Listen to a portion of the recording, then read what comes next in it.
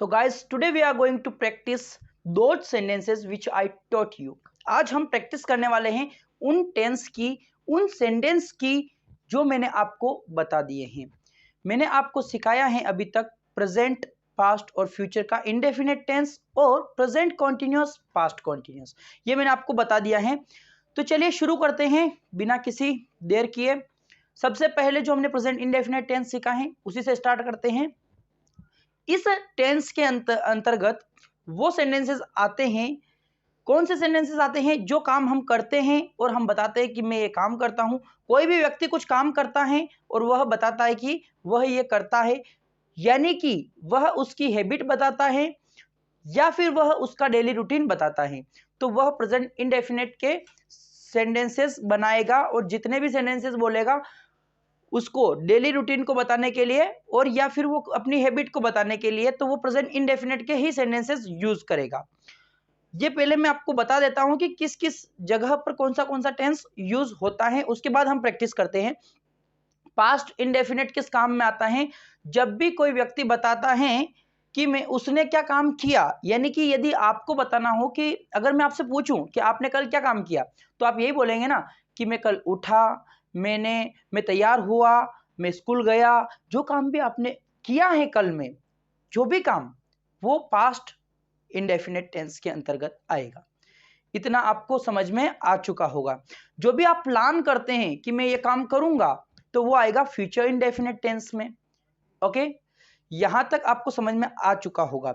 यदि आप अभी प्रेजेंट सिचुएशन में कुछ काम कर रहे हैं और आप बताते हैं कि मैं ये काम कर रहा हूं, यदि आप आजकल पढ़ाई कर रहे हैं, आप आजकल बिजनेस कर रहे हैं, आजकल आप स्कूल जा रहे हैं, ये भी आप प्रेजेंट कॉन्टिन्यूअस के अंतर्गत ही बताएंगे।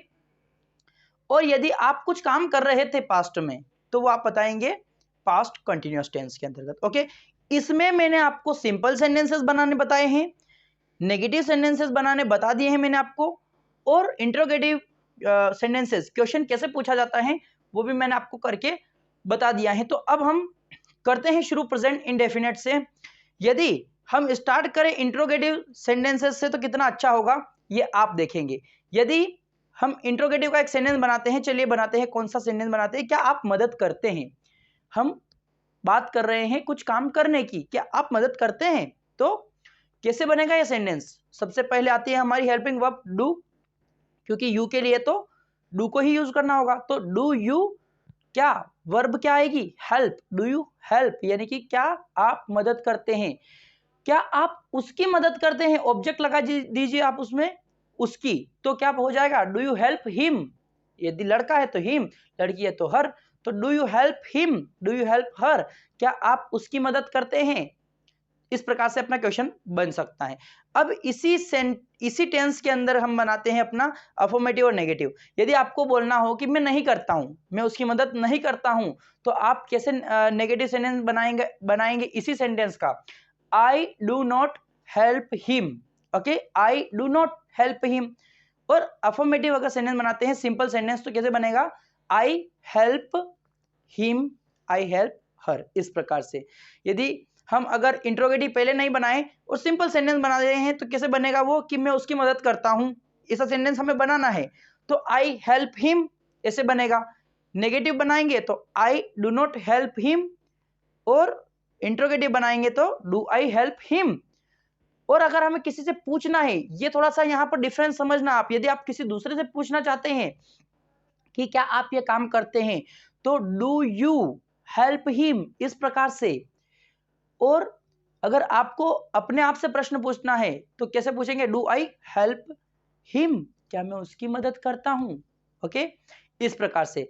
तो क्या रोहन तुम्हारी मदद करता है, ऐसा सेंटेंस बनाते हैं। ओके, क्या रोहन तुम्हारी मदद करता है?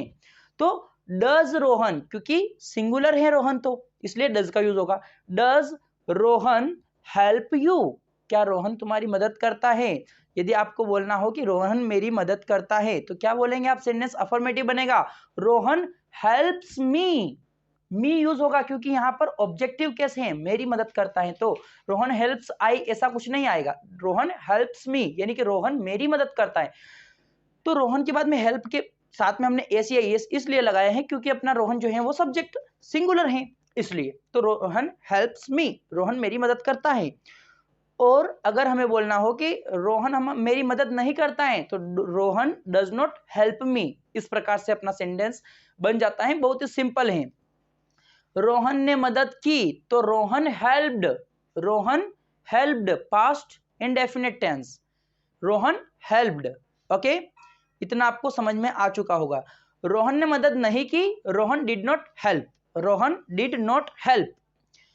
और क्या रोहन ने हेल्प की तो did Rohan help, did Rohan help. यहां पर हेल्प की वर्ब चेंज नहीं होगी क्योंकि हमने डू का डिड किया है यहां पर, तो डिड रोहन हेल्प। इस प्रकार से तो क्या रोहन मदद करेगा, या फिर सबसे पहले सिंपल सेंटेंस बनाते हैं कि रोहन मदद करेगा तो Rohan will help, Rohan will help, Rohan मदद करेगा। इन फ्यूचर की बात हो रही है, ये भविष्य की बात हो रही है कि ये काम होगा इन फ्यूचर।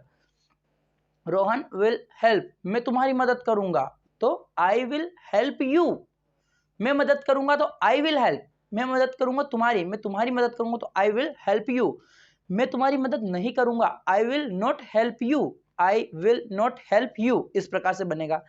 तो इंट्रोगेटिव कैसे बनेगा, will I help you, will I help you, इस प्रकार से बनेगा, विल आई हेल्प यू। आ गया होगा आपको समझ में। अब अपन इसी सेंटेंस को देखते हैं कि मैं मदद कर रहा हूं तो आई एम हेल्पिंग, हेल्प के साथ में आईएनजी जुड़ जाएगा, आई एम हेल्पिंग। मैं मदद नहीं कर रहा हूं, आई एम नॉट हेल्पिंग। क्या मैं मदद कर रहा हूं, am I helping, am I helping. Rohan मदद कर रहा है, रोहन इज हेल्पिंग। मैं तुम्हारी मदद कर रहा हूं, I am helping you, Rohan तुम्हारी हेल्प कर रहा है, रोहन इज हेल्पिंग यू।